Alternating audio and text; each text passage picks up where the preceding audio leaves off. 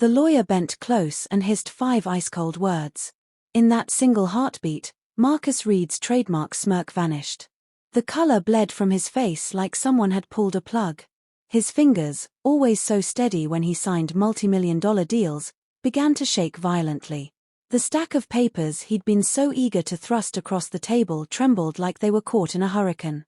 And for the first time in 4 brutal years, I, Elena Voss, finally allowed myself the smallest, sharpest smile. But that moment came at the end of a very long game. Let me take you back to the beginning. My name is Elena Voss. 36 years old. Until 5 months ago, I was married to Marcus Reed for 16 years. I met him at 19. Fresh out of community college, working nights at a title company, triple-checking property records while everyone else my age partied. Marcus was 26, magnetic, already talking about flipping houses into legacies. He had vision. I had organizational skills and a stubborn refusal to fail. We married at 20. Our daughter, Sophie, arrived at 21. For the next 12 years I was the invisible engine behind Reed Property Group. I handled escrow nightmares, negotiated with contractors at 2 a.m., tracked every dollar, charmed inspectors, staged open houses while Sophie napped in the car seat. Marcus got the magazine covers, the Chamber of Commerce plaques, the self-made label. I got exhaustion and the occasional thanks, babe tossed over his shoulder. Then the late nights became permanent. The criticism started small: my hair, my clothes, my lack of vision, and grew teeth. At 33, Marcus sat me down between the coffee maker and the fruit bowl and said the words I'd secretly been expecting for years. I want a divorce. I'm keeping the company, the lake house, the cars, the investments. You can have Sophie. He said it the way you'd order a replacement part for a boat. Clinical. Final. What he didn't know, what no one knew, was that I'd discovered the truth 3 years earlier, on a rainy Thursday night while reconciling accounts he thought I'd stopped monitoring. The empire was a mirage. The lake house. 4 mortgages, $1.4 million owed on a $980,000 property. The company. $620,000 in combined business debt, delinquent taxes, vendor liens. The luxury SUVs. Leased with punishing end-of-term balloons. The investment portfolio.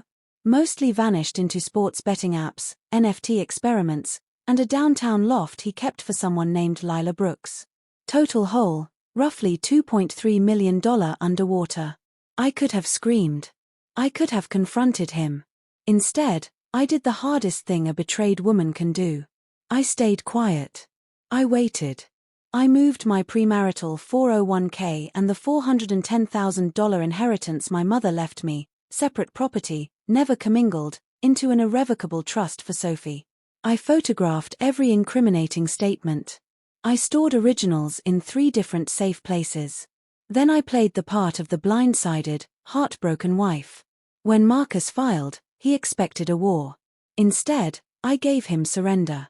In mediation I asked for almost nothing: $40,000 cash, my clothes, books, Sophie's keepsakes, joint custody. I cried on cue. I looked broken. I let everyone, his mother, his golf buddies, even my former best friend Claire, who'd been feeding him information for months, believe I'd given up. Marcus relaxed. He bought Lila a new Audi.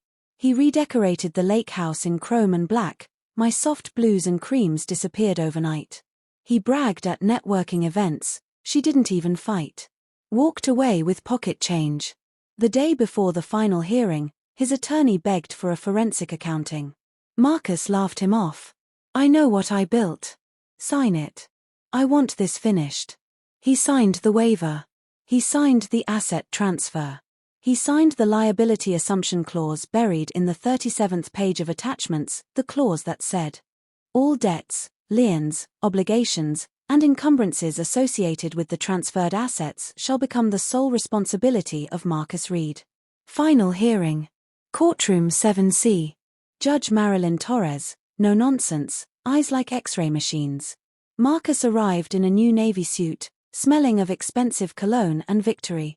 Lila waited outside, scrolling Instagram. His mother sat in the gallery, already planning the celebratory brunch. I wore a plain grey dress and kept my eyes down. The picture of defeat. The judge asked the ritual question, Mrs. Voss, do you understand you are relinquishing all marital property claims? Yes, Your Honor. My voice barely above a whisper. I just want peace for my daughter. Marcus signed the final stack with a flourish. Then his lawyer reached the addendum.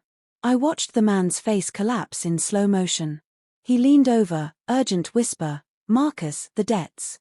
You're assuming personal liability for everything. Marcus snatched the papers. Scanned. Blanched. The numbers hit him like punches. $1.4 million mortgage shortfall, $620,000 business obligations, $280,000 personal lines of credit he'd maxed out on business development, read, gambling and secret weekends. Net worth of his empire, negative $450,000. He shot to his feet. This is fraud. She hid it. Judge Torres's gavel cracked like lightning. Sit down. His attorney produced the waiver Marcus had signed 2 days earlier, the one acknowledging he'd refused an audit against legal advice. The judge didn't blink. You were advised to verify. You declined. You signed. The agreement is binding. Marcus turned to me, voice cracking. You knew. This whole time. I met his eyes for the first time in years.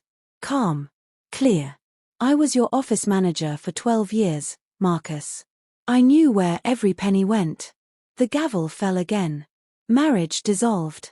Assets awarded. Debts assigned. I walked out into blinding spring sunlight. Behind me, Marcus was shouting at his lawyer. Lila was already gone, heels echoing down the corridor like retreating gunfire. 2 months later the lake house went into pre-foreclosure. 3 months later, vendors sued the company into receivership. 4 months later, Marcus filed Chapter 7. Claire texted apologies. I deleted them unread. His mother sent flowers with a card that read, I had no idea. I composted them. Sophie and I live in a modest 2-bedroom now. Sage green kitchen. Second-hand sofa. Her college fund is safe. Untouchable. Last week she hugged me in the grocery aisle and whispered, you played chess while everyone thought you were playing checkers. I kissed the top of her head. Sometimes the greatest revenge isn't loud. Sometimes it's simply letting someone inherit exactly what they demanded. And then quietly closing the door behind you.